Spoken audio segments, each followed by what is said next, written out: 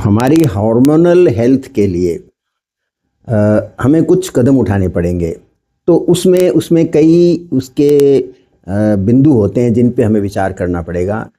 तो सबसे पहला जो बिंदु है वो है एक विशेष धुरी जिसको HPA धुरी कहते हैं, HPA axis. Hypothalamus, pituitary gland और हमारे किडनी के ऊपर एक एड्रिनल ग्लैंड होती है। तो ये HPA धुरी बनाती है और ये मुख्यतया क्या होता है कि स्ट्रेस हार्मोन है उसको नियंत्रित करती है। स्ट्रेस हार्मोन मुख्यतया दो होते हैं, एक तो कॉर्टिसोल होता है जिसका नाम आपने सुना होगा और एक है DHEA। ठीक है ना, इनके हम डिटेल में नहीं जाएंगे।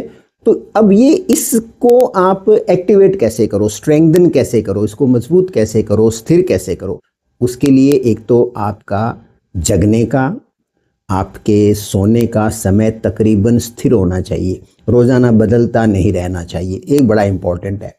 दूसरा आपका पैरासिम्पैथेटिक नर्वस सिस्टम है, उसको आपको एक्टिवेट रखना पड़ेगा।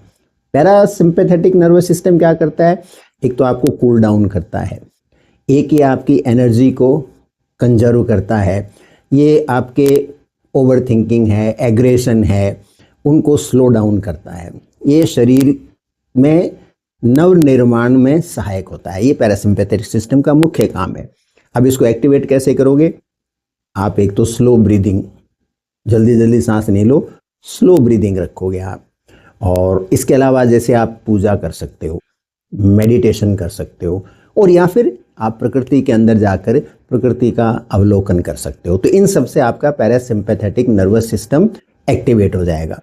अब यदि आप ऐसा नहीं करोगे तो आप क्या होगा, तो उससे क्या होगा कि आपका जो कॉर्टिसोल है, क्रोनिक स्ट्रेस की वजह से कॉर्टिसोल का लेवल लगातार हाई रहेगा। जब कॉर्टिसोल का लेवल हाई रहेगा तो एक तो आपकी थायराइड फंक्शनिंग और उससे रिलेटेड जो मेटाबॉलिक एक्टिविटी हैं वो सब प्रभावित होंगी, स्लो डाउन हो जाएगी सबकी सारी। इसके अलावा दूसरा एक बड़ा परिणाम होता है वो जो आपके लैंगिक हार्मोन होते हैं, जैसे महिलाओं में ईस्ट्रोजन, प्रोजेस्टेरोन, और पुरुषों में मुख्यतया टेस्टोस्टेरोन और थोड़ी मात्रा के अंदर ईस्ट्रोजन, वो सारे सप्रेस हो जाएंगे।